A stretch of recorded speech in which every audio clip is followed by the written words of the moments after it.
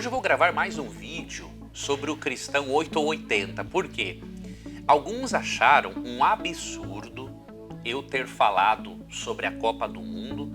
Outros acharam um absurdo a Novo Tempo ter feito um institucional em que nós apresentadores estávamos vestidos de jogadores de futebol. Ou seja, existem cristãos extremamente legalistas e que precisam mudar a visão que eles têm a respeito da vida.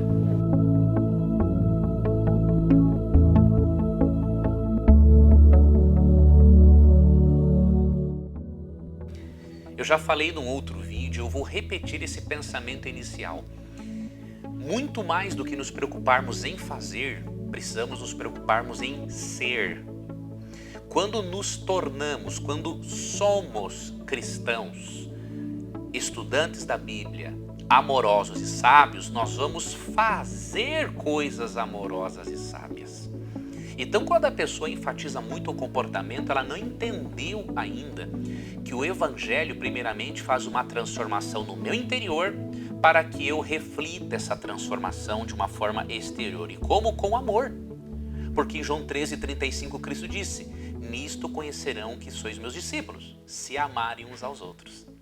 Então, muitas pessoas ainda não entenderam que a transformação do Evangelho começa de dentro para fora e não de fora para dentro. Mas vamos comentar a respeito do futebol. Muitos têm alegado o seguinte: não, Ellen White, cofundadora do Adventismo, profetisa, considerada profetisa no Adventismo, ela é contra o futebol. Isso não é verdade.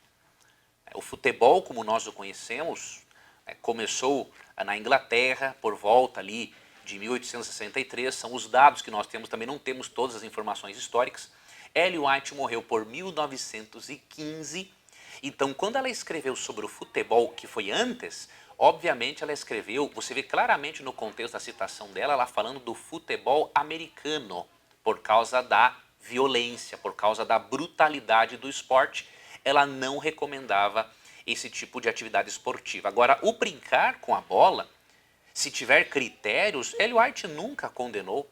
Tem uma citação dela aqui no livro O Lar Adventista, página 499, onde o que ela condena é que o esporte ou o brincar com a bola se torne uma prioridade maior do que deveria ser na vida da pessoa. Porque qualquer coisa que nós colocamos acima de Deus, qualquer coisa que nos atrapalha de administrarmos o nosso tempo, faz com que sejamos péssimos gestores de Deus. No mesmo livro Lar Adventista, veja o que ela escreveu na página 499. Não condeno o simples exercício de brincar com uma bola, mas isto, mesmo em sua simplicidade, pode ser levado ao excesso. Você percebeu? Ela não condena o brincar com a bola e nem poderia fazer isso. O que ela condena é o excesso, não é?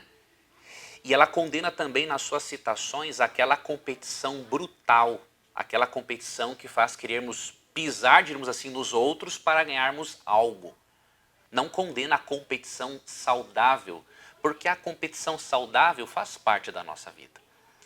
Há uma outra alegação dos mais legalistas que dizem o seguinte, que o futebol tem origem pagã. Então, se o futebol tem origem pagã, não podemos jogar um futebol e nem mesmo assistirmos a um jogo da Copa. Por favor, meu amigo, vamos refletir mais nas implicações das nossas afirmações. Se você for parar para analisar, uma boa parte dos esportes vai ter origem pagã.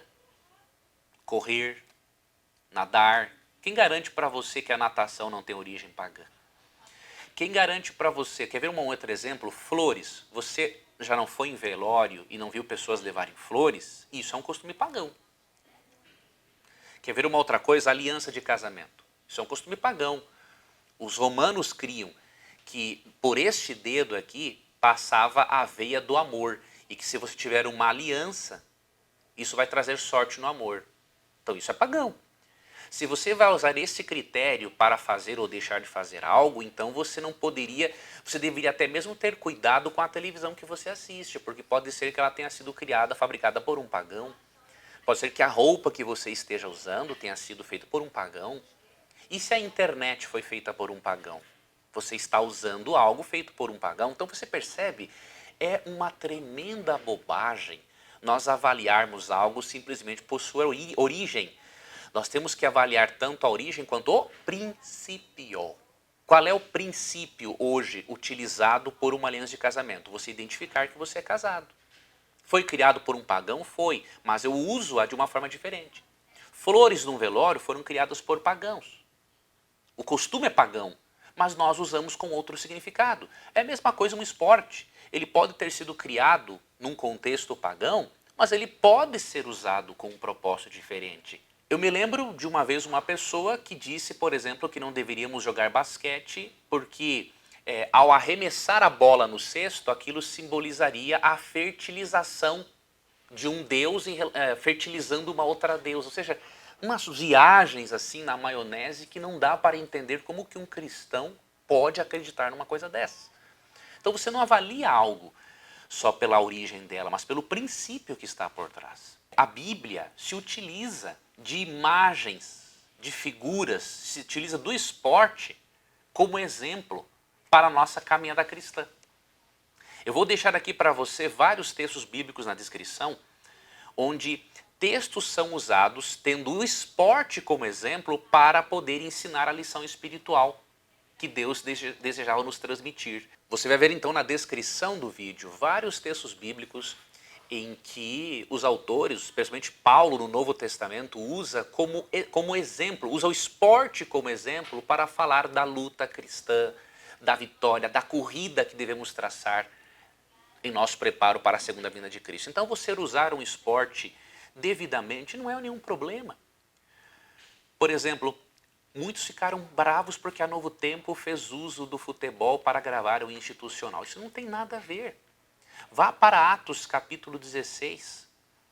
Você vai ver que Paulo, na sua estratégia evangelística, usou um altar pagão, não para adorar a Deus, mas usou um altar pagão e a inscrição do altar pagão ao Deus desconhecido para evangelizar as pessoas. Por que a Novo Tempo não poderia se aproveitar do momento da Copa e dar uma mensagem de esperança para as pessoas? Então, tem muita gente bitolada que infelizmente perde tempo com aquilo que é irrelevante. Ao invés de apoiar o trabalho evangelístico da Novo Tempo, ao invés de divulgar a Novo Tempo para os seus amigos conhecer o Evangelho, alguns têm a arrogância de entrar na internet e dizer: não apoie mais a Novo Tempo, não sejam mais anjos da esperança porque a Novo Tempo está fazendo uso do futebol. Esse tipo de pessoa tem uma mentalidade muito pobre. E se Jesus dependesse dessas pessoas para voltar, ele nunca voltaria. Agora, um outro detalhe interessante: quem condena o esporte, dizendo que o esporte é pagão, na maioria das vezes ele está pecando, só que ele não sabe. E eu vou lhe provar isso. Especialmente aqueles que, assim como eu, creem no dom profético dado a Ellen White, estão pecando por serem ociosos, por serem sedentários. Quer ver uma coisa? Deixa eu ler umas citações para você ver que há muitas pessoas que com o mosquito engolem o camelo, como Jesus falou ali nos evangelhos. Primeiro, tem uma citação aqui muito interessante sobre atividade física, que está no livro Mente, Caráter e Personalidade, volume 1, páginas 116 e 117. A inatividade é prolífera causa de doenças. O exercício aviva e equilibra a circulação do sangue. Mas na ociosidade, o sangue não circula livremente e não ocorrem as mudanças que nele se operam e são tão necessárias à vida e à saúde. Também a pele se torna inativa.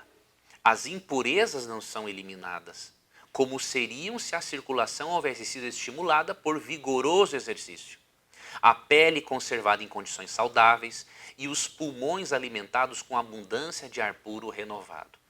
Esse estado do organismo lança um duplo fardo sobre o sistema excretor, dando em resultado a doença.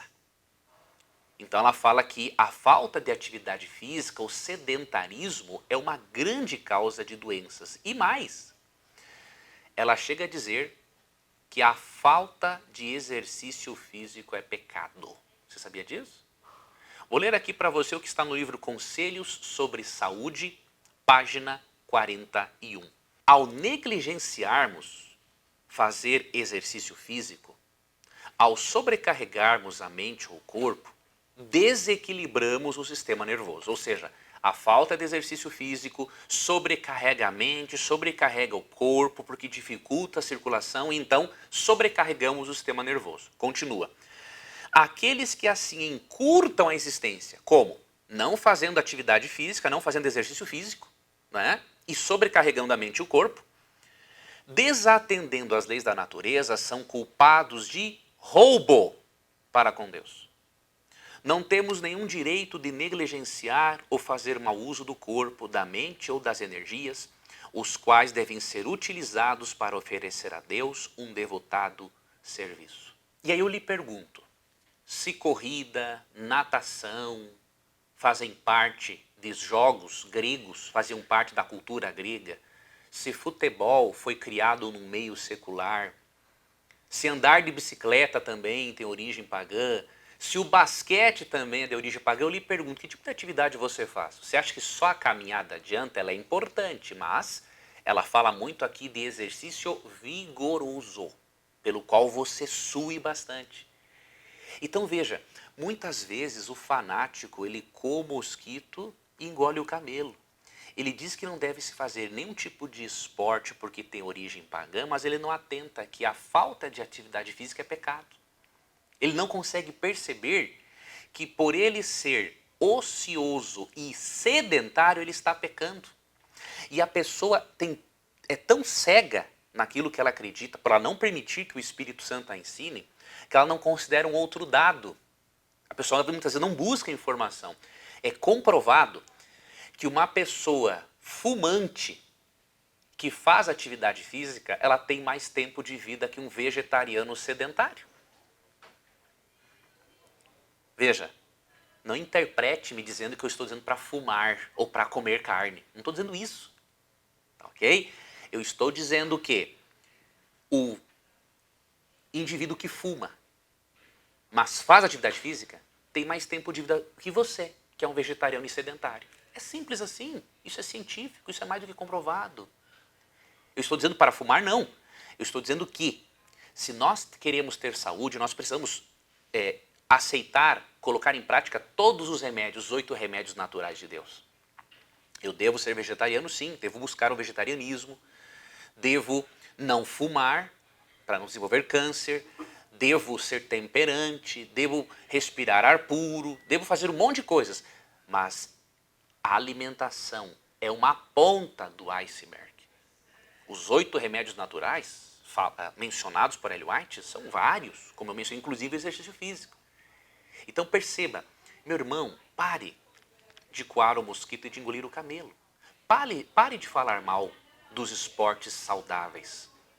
Vá fazer uma atividade física. Enquanto você continuar sedentário, com a sua mente e o seu corpo sobrecarregado de substâncias tóxicas no seu organismo, você vai continuar sendo uma pessoa amargurada da vida. A amargura muitas vezes reflete o interior da pessoa, emocional e também no aspecto físico. Então, meu amigo, exercite-se.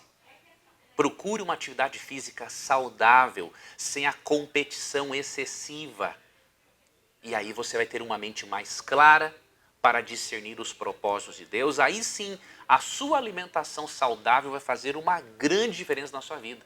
Porque você estará trabalhando todo o seu organismo e não cuidando apenas de um aspecto da reforma de saúde. Eu gostaria de finalizar mostrando a você que a maior competição na qual nos encontramos é aquela em que precisamos lutar para permanecermos ao lado de Cristo na caminhada cristã. Isso mostra que existem competições saudáveis. A vida é uma competição.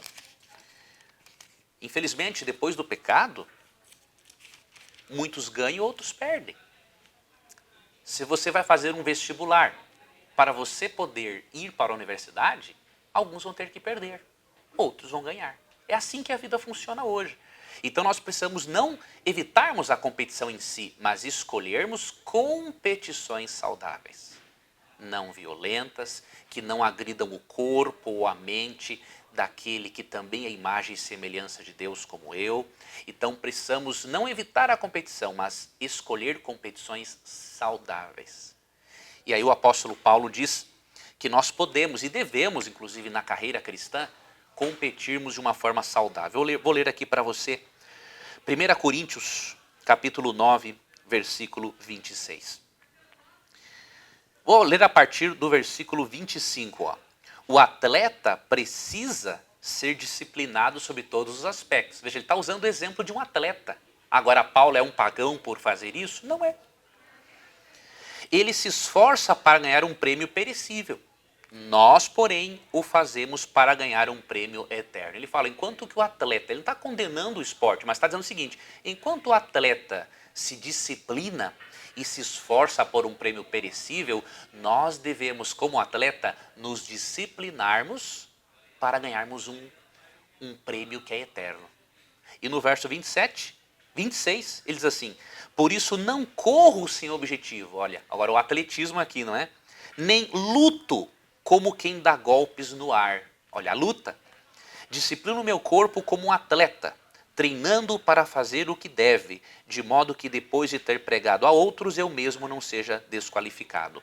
Aqui na palavra, aqui no versículo 26, né, ele se utiliza de uma palavra grega, que é a palavra pukteo, que é a palavra para pugilismo. Então ele não está provando o pugilismo, mas está usando como um exemplo da nossa luta cristã contra as nossas tendências pecaminosas, contra o próprio eu e contra Satanás. Então, se Paulo utilizou o atletismo e o pugilismo como exemplos para mostrar o quanto devemos lutar na vida cristã, a Novo Tempo não errou nenhuma vírgula em se utilizar da inocência, da parte inocente do futebol, da brincadeira, para fazer o institucional e para seus propósitos evangelísticos. A vida tem a cor que você dá a ela. Se você critica as pessoas, é porque você decidiu ser um crítico. A sua vida não tem colorido. A sua vida é uma massa cinzenta. Agora, você pode decidir dar um colorido especial à sua vida. Ao invés de criticar as pessoas, validar nas pessoas aquilo que há de bom nelas. Aí você pode dar um colorido todo especial à sua vida. A decisão é sua, a decisão é nossa. Eu oro para que você decida ver a vida com olhos diferentes. Para que você veja as coisas boas da vida. Para que você veja as coisas boas que as pessoas fazem. E não simplesmente aquilo que você acha que é ruim ou aquilo que a pessoa fez de ruim. Que Deus ajude a você e a mim a sermos cristãos, nem 8 e nem 80. A sermos cristãos equilibrados.